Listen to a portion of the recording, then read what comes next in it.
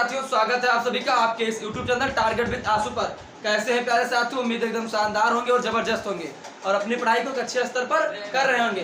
तो प्यारे साथियों, अगर अभी तक आप लोग मेरे इस YouTube चैनल टारगेट विद आंसू पर पहली बार आए हैं या चैनल को सब्सक्राइब नहीं किए हैं तो आज ही जाकर सबसे पहले आप चैनल को सब्सक्राइब कीजिए और वीडियो को लाइक कीजिए और कमेंट के माध्यम से बताइए जो क्लासेस हम लगातार दिन प्रतिदिन आपके बीच करा रहे हैं कि आपको कैसी लग रही है या इनसे आपका क्या बेनिफिट हो रहा है। और अगर आपके अंदर कोई डाउट क्रिएट होता है तो आप उस डाउट को इस कमेंट के माध्यम से जरूर शेयर कीजिएगा, हम तक आपके हर समस्या का समाधान किया जाएगा।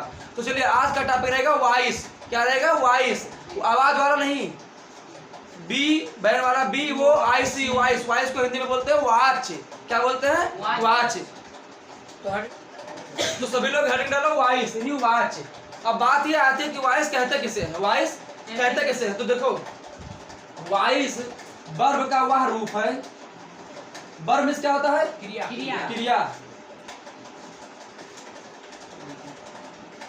क्रिया का वह रूप है जिससे क्या पता चलता है?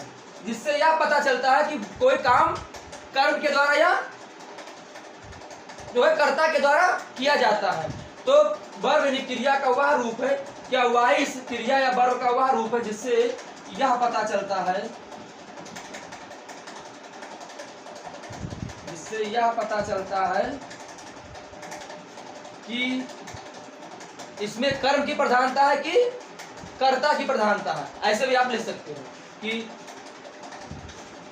कर्म प्रधान है या कर्ता प्रधान है।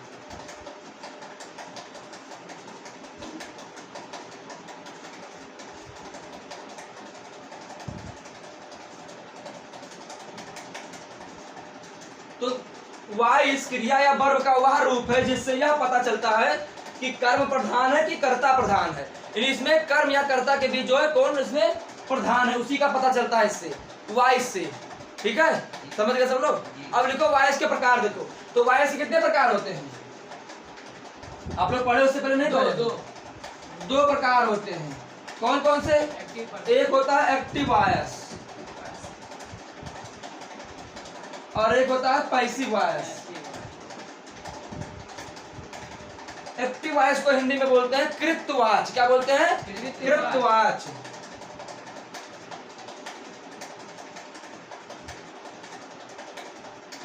और पैसिव वॉइस को बोलते हैं कर्मवाच। एक्टिव वॉइस को कृतवाच और पैसिव वॉइस को कर्मवाच। आ रहा है तो बोल में देखो। एक्टिव वॉइस को कृतवाच, पैसिव वॉइस को कर्मवाच। लिखो जल्दी। तो वॉइस वर्ब या क्रिया का वह रूप है जिससे यह पता चलता है कि कर्म की प्रधानता है कि कर्ता की प्रधानता है। और वॉइस के दो प्रकार होते हैं, एक एक्टिव वॉइस है, एक पैसिव वॉइस। एक्टिव वॉइस का मतलब होता है कृतवाच, पैसिव वॉइस का मतलब कर्मवाच। अब देखेंगे कि एक्टिव वॉइस किसे कहते हैं और पैसिव वॉइस किसे कहते हैं। इतना लिखो, फिर लिख पाते हैं आगे हटा के।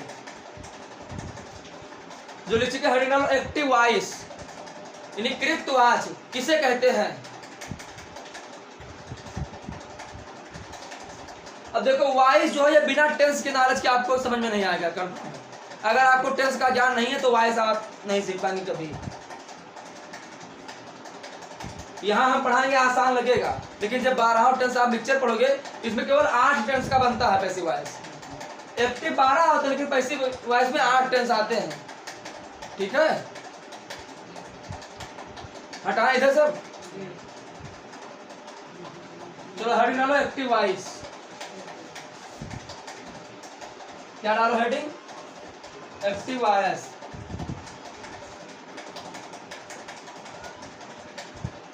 हिंदी क्या होती है? कृतवाच। अब देखो इसमें क्या होता है? इसमें कर्ता की प्रधानता होती है। एक्टिव वॉइस में कर्ता की प्रधानता होती है। तो इसमें लिख लो कि इसमें कर्ता ही, कर्ता इंग्लिश में क्या बोलते हैं? सब्जेक्ट की प्रधानता होती है।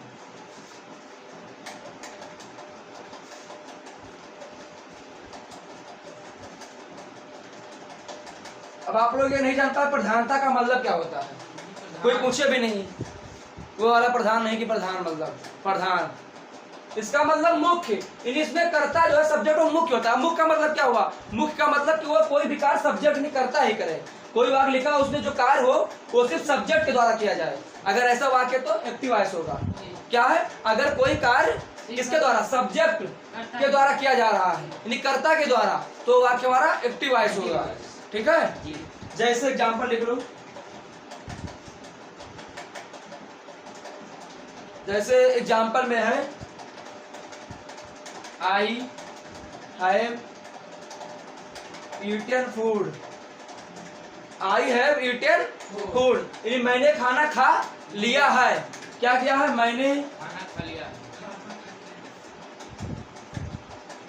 या मैं खाना खा चुका, इसका अर्थ ये भी होगा मैंने खाना। कौन सा टेंस है ये? Past indefinite. पास्ट इंडेफिनिट कौन बताया है? सही है इनका, मतलब पूरा टेंस पढ़ा चुके हैं, दो बार रिवीजन कराए और बता रहे हैं पास्ट इंडेफिनिट। पास्ट पहले ही बताया कि हाँ है तो पास्ट में जाना ही नहीं है। पहले हमने क्या बताया? हाँ है तो पास्ट में जाना ही नहीं है, फ्यूचर में जाना ही नहीं, सब प्रेजेंट में जाना है। और उसने काम पूरा कि उसने खाना खा लिया है, प्रेजेंट परफेक्ट है। मैंने खाना खा लिया, इसका एक और क्या होगा? और एक मैं खाना खा चुका हूँ, ये भी अर्थ होगा। क्यों ये नहीं होगा? मैं खाना खा चुका हूँ, चाहे मैंने खाना खा लिया। आई हैव ईटन फूड, अगर दोनों वाक्य हिंदी में लिखा तो इसका अनुवाद ऐसे ही करना है, आई हैव ईटन फूड। यह है एक्टिव वॉइस का एग्जांपल। अब इसमें क्या है? मैं क्या है? सब्जेक्ट, नहीं सब्जेक्ट के द्वारा कार्य किया जा रहा है ना, सब्जेक्ट मुख्य है कि मैंने खाना खा लिया है, तो इसमें कौन प्रधान है? कर्ता की प्रधानता है। तो अब लिखो इसे जल्दी से। समझ गए सब लोग एक्टिव वॉइस क्या होता है? अगर आपसे कोई पूछ ले एक्टिव वॉइस किसे कहते हैं, आप बता दोगे इसमें सब्जेक्ट की प्रधानता होती है। अब वो आपसे पूछे कोई एग्जांपल हमें समझाओ, तो कैसे समझाओगे? तो इसमें क्या है? सब्जेक्ट। तो मैंने क्या करना है इसमें? मैंने खाना खा, बताइए हो गया। मैंने जो है ये आई है, उसमें प्रधान है, इसी के द्वारा कोई कार्य किया जा रहा है, इसीलिए एक्टिव वॉइस है। ठीक है, अब लिखो पैसिव वॉइस, इसे हटाए फिर पैसिव वॉइस दिखाएंगे, नीचे नहीं आएगा। सब लोग लिख चुके? दीपक लिखे? समझ रहे हो नहीं समझ रहे हो? चलो गाड़ी डालो पैसिव वॉइस।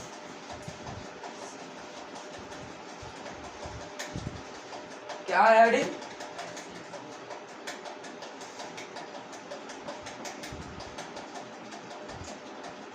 पैसिव वॉइस, इसकी हिंदी क्या होती है?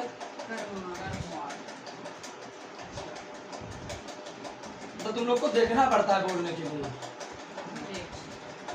क्रमवाची, इसमें क्या होता है? लिखो, इसमें ऑब्जेक्ट। ऑब्जेक्ट को हिंदी में कोई नहीं बोलेगा, जिसे पूछेंगे बोलेगा। ऑब्जेक्ट को हिंदी में क्या कहते हैं? बताओ। विशेषण। तुम बताओ। विशेषता। तुम बताओ। तुम बताओ। तुम ऑब्जेक्ट को हिंदी में क्या बोलते हैं? कर्म। 50 बार बताना पैटर्न जब लिखवा है। 12 टेंस में 12 से 36 बार पैटर्न आपको लिखवा है। 12 टेंस में 36 पैटर्न लिखवाए हैं आपका फार्मूला। इसमें सब में ऑब्जेक्ट के बाद बताया कि सब्जेक्ट को कर्ता, ऑब्जेक्ट को कर्म बोलते हैं। उसके बाद कर्म की विशेषण, कोई विशेष कोई विशेषता बताते हैं। इसमें ऑब्जेक्ट यानी कर्म की प्रधानता होती है।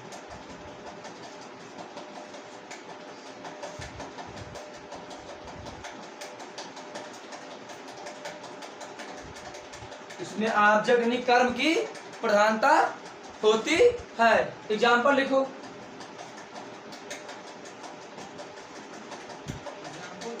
वो वाक्य लिखा था मैंने खाना खा लिया। अब ये वाक्य बना था आई हैव ईटन फूड, तो लिखा था। अब इसी का पैसिव वॉइस बना दो, तो food has been eaten by me. ये इसका पैसिव वॉइस हुआ। अभी कैसे बनेगा बाद में समझाएंगे, अभी से आपको एग्जाम्पल के ऊपर लिखना है बस कि पैसिव वॉइस कैसे बनता है। बाकी जब टेंस पढ़ाएंगे ये वाला तो वहाँ पर इस पर चर्चा की जाएगी। ठीक है, अब देखो वहां फूड क्या था? ऑब्जेक्ट था। यहाँ फूड सब्जेक्ट बना। अब ये क्या है? भोजन मेरे द्वारा खाया जा चुका है, या या भोजन में मेरे द्वारा खा लिया गया है, खा लिया गया या खा लिया है, ठीक है, या है या खा चुका है या चुका है या है आ जाए। तो लिखो भोजन या मेरे द्वारा भोजन, कुछ भी लिखो, भोजन मेरे द्वारा खाया गया है, भोजन मेरे द्वारा खाया गया है। ये क्या है, इसमें क्या है, ऑब्जेक्ट की प्रधानता है कि भोजन जो है वो मेरे द्वारा खाया गया, सब्जेक्ट नहीं प्रधान, इसमें ऑब्जेक्ट प्रधान है, यानी कर्म की प्रधानता है। तो ये रहा हमारा पैसिव वॉइस, ठीक है। अब इसके बाद हेडिंग डालो, तो लिखने के बाद लिखाएंगे एक्टिव से पैसिव बदलने के कुछ सामान्य नियम जो हर जगह काम आएंगे कि एक्टिव से पैसिव बनाने में क्या क्या हमें परिवर्तन करना पड़ता है। पहले लिख लो फिर लिखवा रहे हैं, समझ में आया इतना। तो वॉइस किसे कहते हैं, हाँ, वाच्य। वाच्य क्रिया का वह रूप है जिससे यह पता चलता है कि वाक्य में कर्म की प्रधानता है कि कर्ता की, सब्जेक्ट प्रधान है कि ऑब्जेक्ट प्रधान है। वाच्य के दो प्रकार होते हैं, कृतवाच्य और कर्मवाच्य। अच्छा एक चीज ध्यान रखना, हिंदी में जो है वाच्य पढ़े, हिंदी में भी वाच्य है, वहां पर वाच्य के 3 प्रकार होते हैं, कृतवाच्य, कर्मवाच्य और भाववाच्य। और इंग्लिश में 2 वाच्य होते हैं, मतलब 2 वाच्य होते हैं, पैसिव वॉइस और एक्टिव वॉइस। लेकिन हिंदी में 3 वाच्य होते हैं, मतलब वाच्य 3 होते हैं, कृतवाच्य, कर्मवाच्य और भाववाच्य, ठीक है। हिंदी पढ़ोगे शायद हिंदी में आप लोग के स्कूल में नहीं होगा वाच्य, 11 और 12 में है, फिर आगे वाच्य, ईयर 7 में है वाच्य, लेकिन 9th 10th में सिलेबस में नहीं है। हटाए से चलो लिख चुके, चलो अब लिखो एक्टिव से पैसिव बदलने के कुछ सामान्य नियम या साधारण से नियम।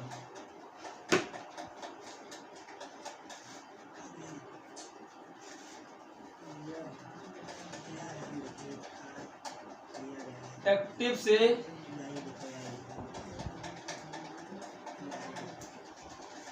पैसिव बनाने के कुछ नियम।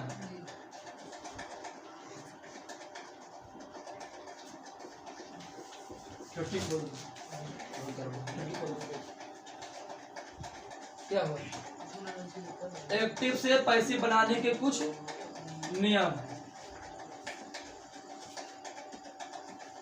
एक्टिव से पैसिव बनाने के कुछ नियम। अब इसमें क्या करते हैं, पहला लिखो, पहली चीज क्या करते हैं, एक्टिव वॉइस के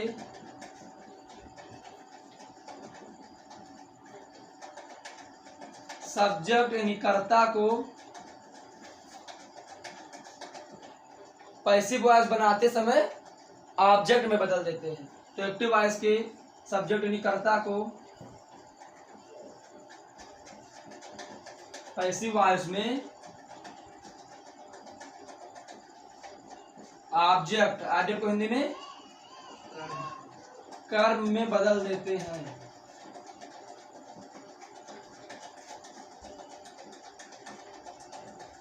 नहीं समझे, लिखा है एक्टिव वॉइस के सब्जेक्ट यानी कर्ता को पैसिव वॉइस में ऑब्जेक्ट यानी कर्म में बदल देते हैं।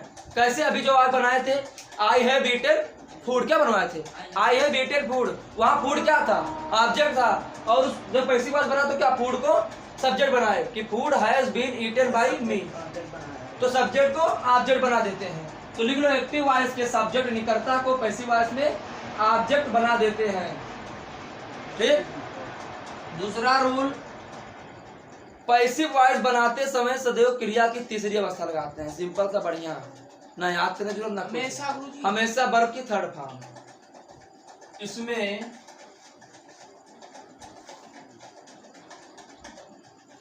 क्रिया की थर्ड फॉर्म या तीसरी अवस्था का प्रयोग करते हैं।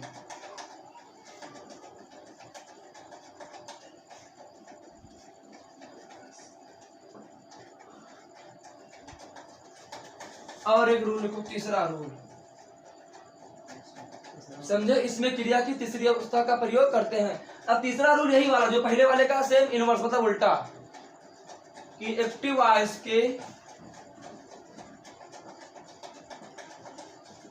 वॉइस के ऑब्जेक्ट को यानी कर्म को पैसिव वॉइस में क्या बनाते हैं, कर्ता यानी सब्जेक्ट बनाते हैं। तो एक्टिव वॉइस के ऑब्जेक्ट यानी कर्म को पैसिव वॉइस में सब्जेक्ट यानी कर्ता बना देते हैं या कर्ता बनाते हैं। ये तीसरा रूल। इसके बाद चौथा है, इसमें प्रीपोजिशन का प्रयोग करते हैं। अब प्रीपोजिशन बाई, अधिकतर बाई आएगा, बाकी कुछ कंडीशन है जहां पर विथ आता है और भी कई प्रीपोजिशन है जो आते हैं विथ के साथ, बाई हुम भी आ जाता है। ठीक है, तो कहां पर वो आता है चीज बाद में बताएंगे, पॉइंट करके लिखवाएंगे। अभी सिर्फ आप लिखो इसमें प्रीपोजिशन बाई का प्रयोग करते हैं बस, बाकी विथ का भी प्रयोग करते हैं।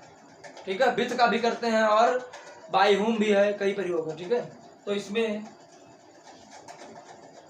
प्रीपोजिशन का प्रयोग करते हैं। बाई लिख लो, विथ भी लिख लो, अभी नहीं, ईटीसी का प्रयोग करते हैं। अब कहाँ करते हैं, कौन सा कंडीशन बताएंगे फिर आगे आगे। ठीक है,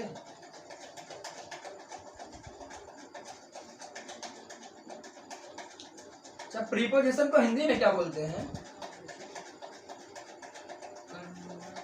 प्रीपोजिशन को हिंदी में क्या बोलते हैं, कोई बताओ? पार्टनरशिप तो पढ़े ही हो, फर्स्ट से लेकर और 10th के बीच में 10 बार पढ़े होगे, 10 बार का क्लास में पढ़े। तो प्रीपोजिशन पार्ट ऑफ स्पीच शुरू से यही रटे हो, पार्ट ऑफ स्पीच है। कर्मवाच। प्रीपोजिशन को हिंदी में क्या बोलते हैं? प्रीपोजिशन संबंध बोधक। संबंध बोधक या समुच्चय बोधक। ठीक है, प्रीपोजिशन को संबंध बोधक या समुच्चय बोधक, यानी प्रीपोजिशन किसे कहते हैं? जो नाउन या प्रोनाउन से पहले प्रयोग होकर उसका संबंध किसी अन्य नाउन या प्रोनाउन से करे, उसे हम प्रीपोजिशन बोलते हैं। ठीक है, वैसे नाम है प्री मतलब पहले, पोजीशन मतलब स्थान, यानी पहले प्रयोग होकर, नाउन या प्रोनाउन के पहले प्रयोग होकर।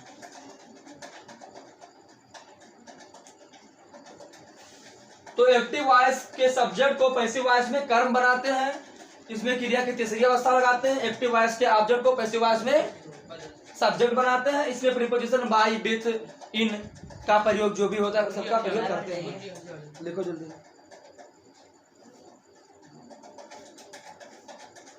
समझ में आया दीपक तुम्हें?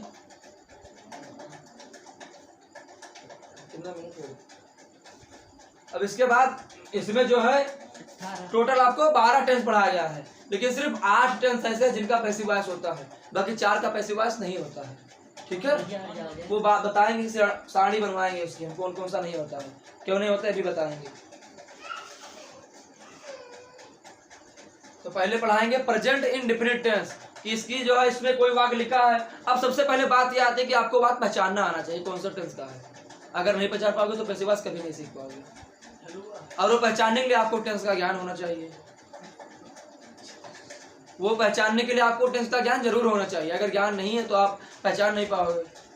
जैसे कोई वाक्य हम लिखवा दे, मान लो प्रेजेंट इंडेफिनिट टेंस, कि इसका पैसिव पढ़ाते समय इजेम आर का प्रयोग करते हैं। प्रेजेंट इंडेफिनिट टेंस में इजेम आर का प्रयोग करते हैं। अब आप वाक्य लिखा ऐसे, वाक्य नहीं पहचान पाओगे तो बनाओगे कैसे? इजेम आर लगा है, प्रेजेंट इंडेफिनिट टेंस का वाक्य लिखा रहेगा एक्टिव में, तो उसे आप पहचानना कैसे पहचानोगे? तुम बताओ। कोई भी वाक्य मान लो ये लिखा है आपका वाक्य, ये वाक्य है, तो इसे आप कैसे पहचानोगे कि प्रेजेंट इंडेफिनिट टेंस में है? साधारण वाक्य है गुरुजी। साधारण वाक्य आगे में ईएस या एस के प्रयोग हुई बस, और बस। तो ठीक है, इसे लिखे, लिखा। मान लो लिखा है, चलो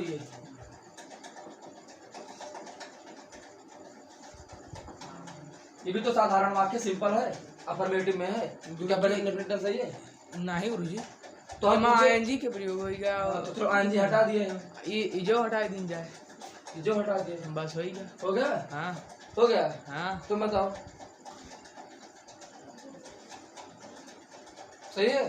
तुम बताओ, प्रेजेंट इंडेफिनिट टेंस ये वाक्य लिखा हुआ है, राम राइट अ लेटर सही है। बताने क्या पढ़ते हो? राम राइट्स, राइट से लेटर है सही, तो हम और आ गया ना गुरुजी।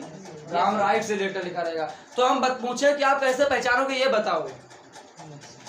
तो हम पूछे कैसे पहचानोंगे कि वाक्य हमारा प्रेजेंट इंडेफिनिट टेंस में लिखा है, ये पूछे, ये बताओ सिर्फ। एक वचन में यस रही और वचन में वह है सिंपल पहला सिंपल पहला वर्ब की साधारण वाक्य। सब्जेक्ट के साथ अगर वर्ब की फर्स्ट फॉर्म लगी है और सब्जेक्ट हमारा अगर प्लूरल है, बहुवचन है, और उसके साथ वर्ब की पहली अवस्था लगी है, तो वाक्य हमारा प्रेजेंट इंडेफिनिट टेंस में। और वहीं पर अगर हमारा सब्जेक्ट सिंगुलर है और वर्ब की पहली अवस्था में यस या ईएस लगा है, तो हमारा वाक्य प्रेजेंट इंडेफिनिट टेंस में होगा। ये पहचान करना है, वहां पर ताती नहीं पहचानना, तो इंग्लिश में लिखा रहेगा। तो यही पहचानना, तो चलो लिखो, हटाए से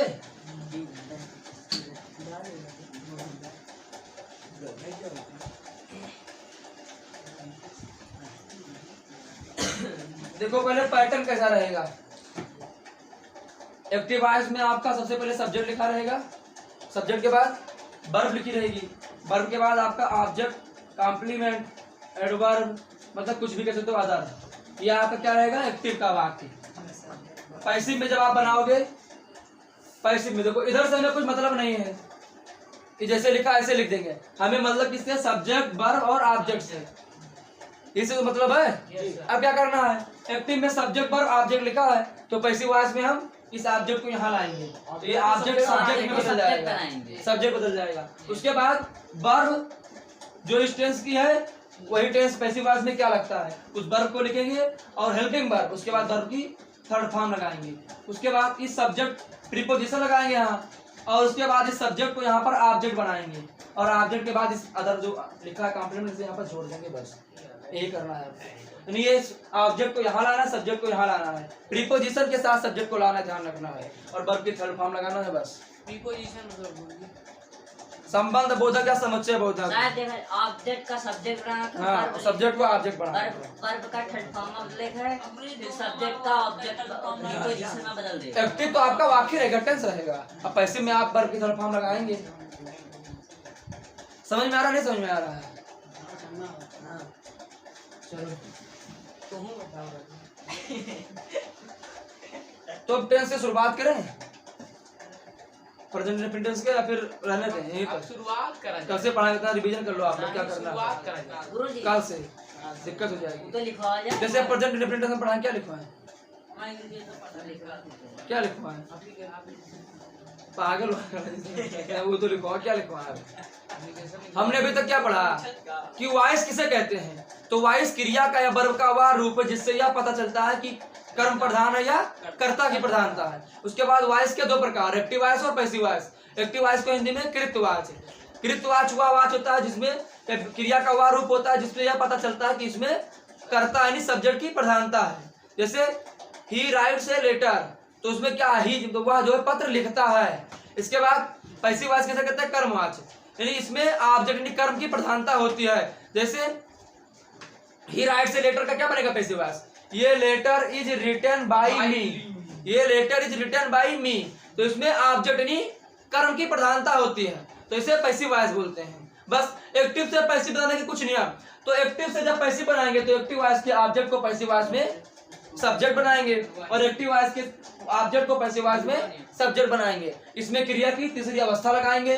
उसके बाद इसमें प्रीपोजिशन के साथ एक्टिव वॉइस के जो सब्जेक्ट हैं उनको जब पैसिव वॉइस में ऑब्जेक्ट बनाएंगे तो उस प्रीपोजिशन के साथ लास्ट में जोड़ देंगे। ये करना है, समझ में आया? तो ये रही हमारी वॉइस से संबंधित बेसिक क्लास। इसके बाद हम कल चर्चा करेंगे प्रेजेंट इंडेफिनिट टेंस, कि प्रेजेंट इंडेफिनिट टेंस जो है पढ़ा तो चुके हैं, लेकिन अब पैसिव वॉइस कि कोई भी वाक्य आपका प्रेजेंट इंडेफिनिट टेंस में लिखा है तो उसका आप पैसिव वॉइस कैसे बनाएंगे। तो आप लोग जो है टेंस की क्लासेस को विशेष तैयार करते रहिए कि टेंस की पहचान कैसे करना है।